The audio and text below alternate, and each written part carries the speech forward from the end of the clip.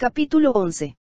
A pesar de que Ribby estaba tensa y temerosa después de la advertencia de la desconocida que había entrado en su dormitorio, la velada transcurrió de forma bastante agradable. El conde hizo verdaderos esfuerzos por mostrarse encantador y logró divertir a sus invitados a tal punto, que tanto Ribby como Armand se sorprendieron al ver con qué rapidez habían pasado las horas. El conde tenía un ingenio agudo, aunque un poco mordaz. Estaba muy bien informado sobre los acontecimientos del momento y demostraba haber leído mucho sobre el pasado. Conocía muchas anécdotas sobre la gente de que hablaba y Ribby escuchó estallar la risa de Armand varias veces durante la conversación. La magnificencia y el lujo con que vivía el conde igualaban, si no sobrepasaban, el esplendor de Fontainebleau. El salón de banquetes en el que cenaron era uno de los más espléndidos que había en toda Francia y la mesa estaba cargada de adornos y fuentes de oro de increíble antigüedad y valor incalculable. La comida y el vino también fueron excelentes y a Ribby le dio la impresión de que un ejército de lacayos se movía alrededor de la mesa, sirviendo con manos enguantadas en la vajilla de oro. Hacia el final de la cena surgió el tema de la magia y de los poderes sobrenaturales y Armand provocó entonces el enojo de su anfitrión al expresar su escepticismo al respecto. No había la menor duda de que el conde era un verdadero fanático en sus creencias sobre los poderes de la magia y Ribby notó veladas amenazas en sus palabras, a las que Armand respondía con ligereza.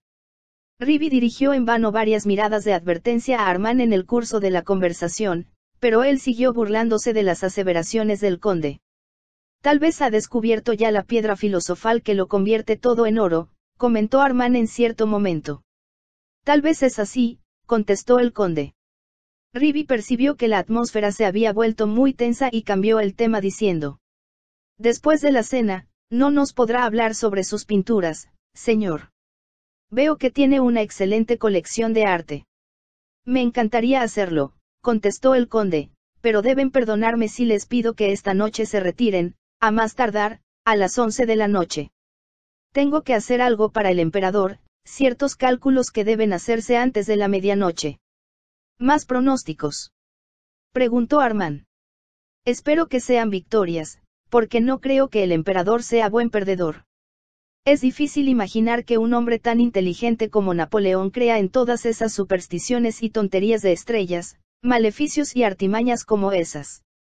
Ribby volvió a tratar de advertir a Armand con una mirada para que se callara, pero ya era demasiado tarde. Las palabras habían sido pronunciadas y era evidente que el conde se sentía ofendido.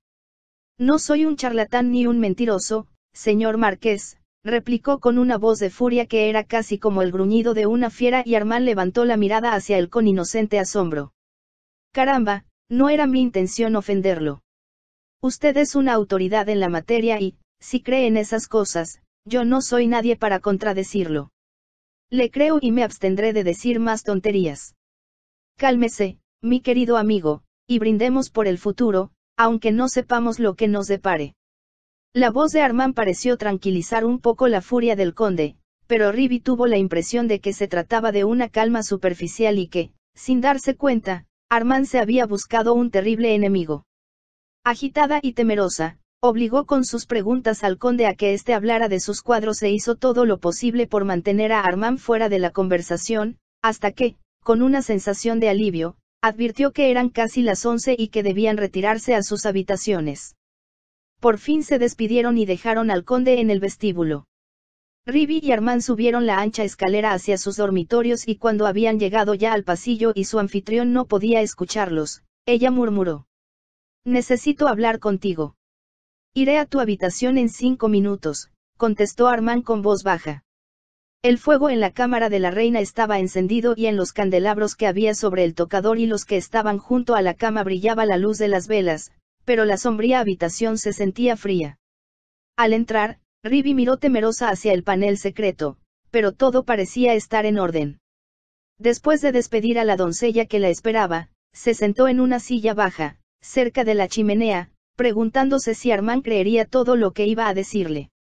Un leve llamado a su puerta la hizo ponerse de pie de un salto y correr a través de la habitación para abrirla.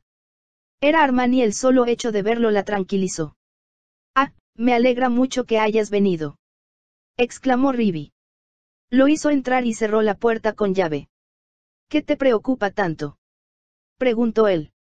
Vi tu cara durante la cena y comprendí que estaba diciendo tonterías.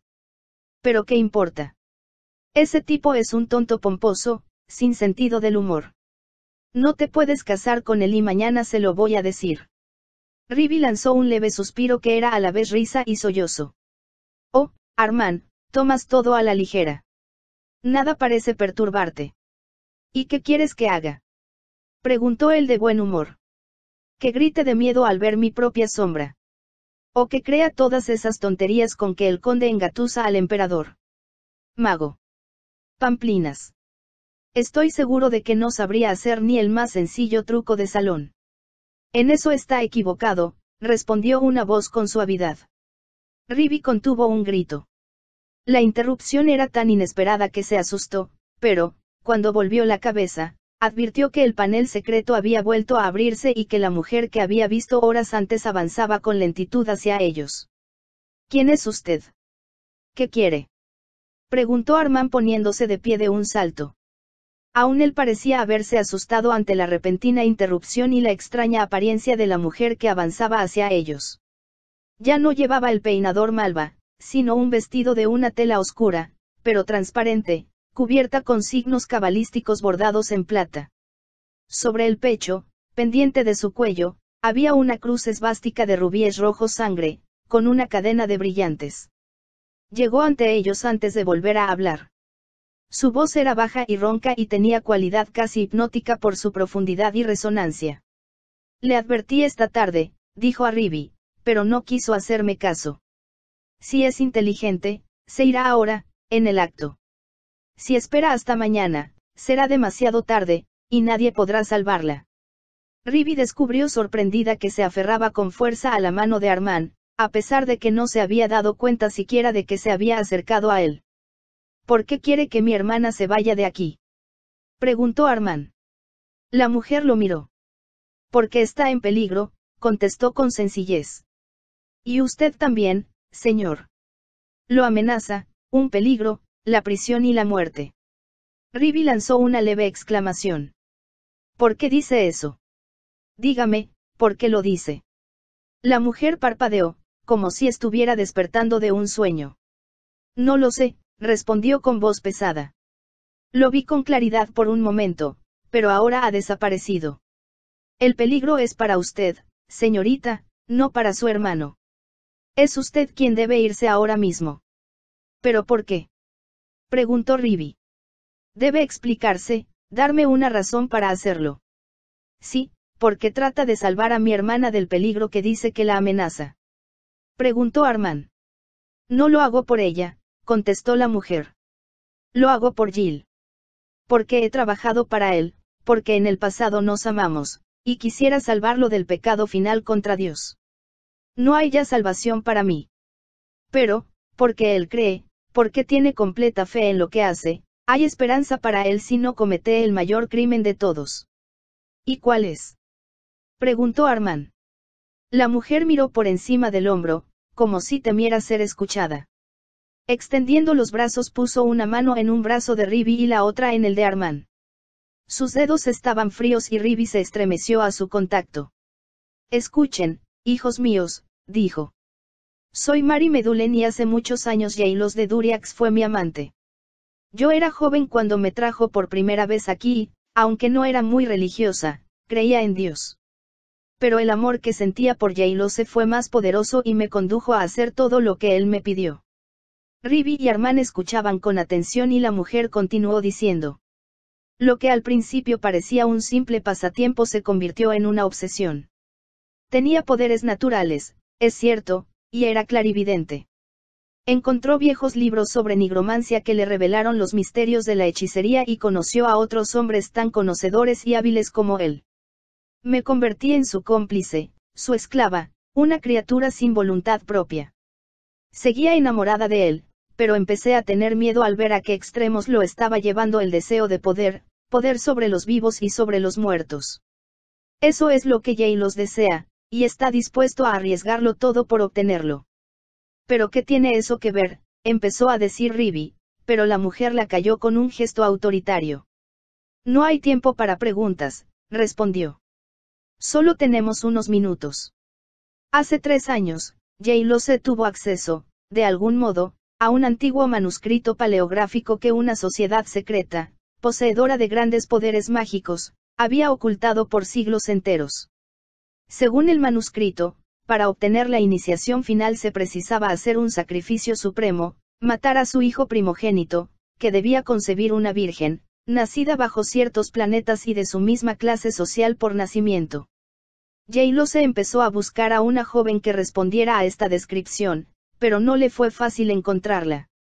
Ribby se estremeció al escucharla. Sí, dijo Mary Medulén adivinando lo que pensaba, fue a usted a quien seleccionó por fin. Me dijo que, cuando la vio envuelta en una gran luz blanca, comprendió que había sido enviada para que él la encontrara.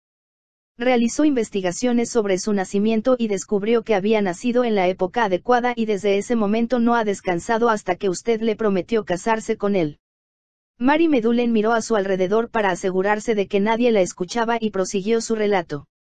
Mañana en la mañana usted recibirá una comunicación del emperador ordenándole que se case con el conde antes del mediodía. Es el tipo de orden que nadie se atreve a desobedecer. Por eso le suplico que escape ahora. Váyase ahora mismo del castillo. Pero ¿cómo podemos estar seguros de que nos está diciendo la verdad?, preguntó Armand. La mujer levantó los ojos hacia él y su arrugado rostro era infinitamente patético. No lo culpo por hacerme esa pregunta, señor. Yealsa ha comenzado las ceremonias diabólicas que deben tener lugar, a fin de estar listo para casarse con su hermana. Si supiera que les estoy revelando esto, me mataría. No tengo miedo a morir. Pero temo por su alma, que ya ha dedicado al demonio y a la que debo salvar. Vengan conmigo, si lo desean, pero no hagan ningún ruido, porque si nos descubre estaremos perdidos y no habrá salvación posible ni para ustedes ni para mí. Tomó una vela y pareció dispuesta a conducirlos por el pasadizo secreto por el que había llegado, pero Ribby oprimió con fuerza el brazo de Armand. No quiero ver nada de eso. Por favor, Armand. Creo que ella dice la verdad. Vámonos de aquí. No hay tiempo que perder. Mary Medulén se detuvo un momento a la entrada del panel. Creo que sería lo más acertado para todos. J-Lo está ocupado ahora. Tal vez no vuelvan a tener otra oportunidad. Sí, tiene razón.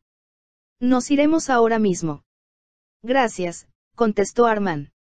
Un segundo después, el panel secreto se corría y él y Ribby se quedaron de nuevo solos. Al volverse a mirarlo, ella comprendió que la languidez y el aire de aburrimiento característicos de Armand habían desaparecido. Se había convertido de pronto en un hombre con un propósito, un hombre decidido en el que ella podía confiar sin reservas. Ribby comprendió, instintivamente, que aquel no era el momento de hablar. Tenían que marcharse en el acto.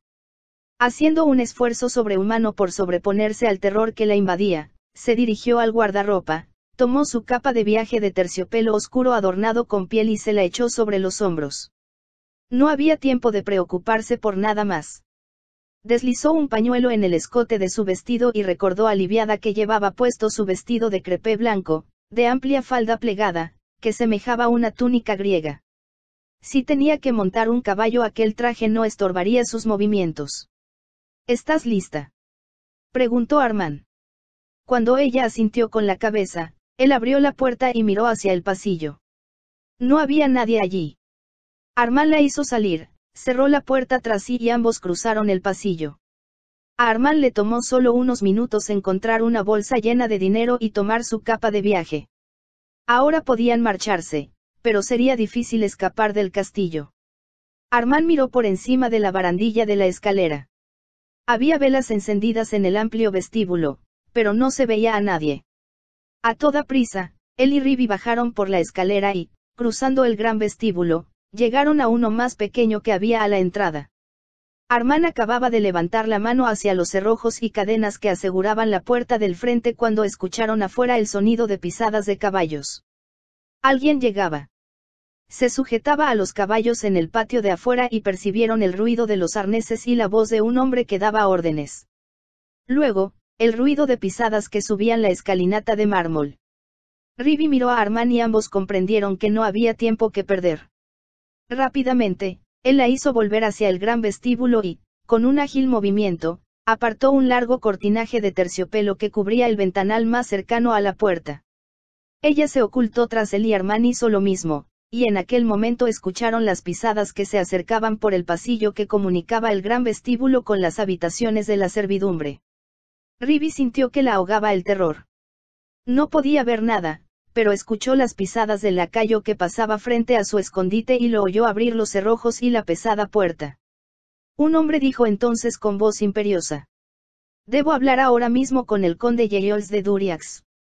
«El señor conde está muy ocupado en estos momentos, señor». Ahora se oía el ruido de fuertes pasos resonando en la habitación como si alguien hubiera empujado a un lado al lacayo y hubiera entrado a la fuerza en el castillo. «Diga al conde, con todo mi respeto, que el capitán Etienne, de la guardia personal del emperador, desea hablar con él inmediatamente. Vine aquí por orden expresa del emperador para un asunto de la mayor urgencia». «Muy bien, señor». Otro hombre se había unido al primero, era evidente, pues Rivi podía escuchar el rumor de sus espuelas.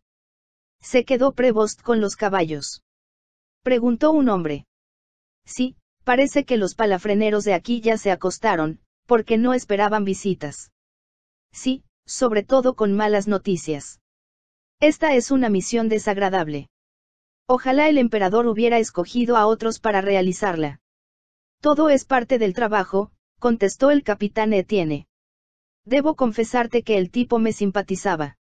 Hablé con él un par de veces en Fontainebleau. Miollis dice que sospechó de él desde el principio». «Oh, eso es siempre fácil de decir. Además, quizá todo sea una mala interpretación. La duquesa de Monesty está segura de que es un espía. Esa es una forma muy sencilla de deshacerse de los enamorados que le aburren», repuso el capitán Etienne con visible menosprecio. Rivi sintió como si una mano helada le apretara el corazón. Al principio, había temido que ella y Armand fueran descubiertos en el momento de escapar, pero ahora tenía miedo de algo mucho más siniestro. Se escucharon nuevos sonidos de pisadas que se acercaban y la voz furiosa y aguda del conde, que hablaba en un tono histérico. «Me informan, caballeros, que están ustedes aquí por órdenes del emperador. Han llegado en un momento, muy inoportuno para mí. Le rogamos nos disculpe, señor conde», contestó el capitán Etienne, «pero, por órdenes del emperador, vinimos a arrestar a uno de sus huéspedes. A un hombre que se hace llamar Marqués de Augron». «¿Pero por qué van a arrestarlo?».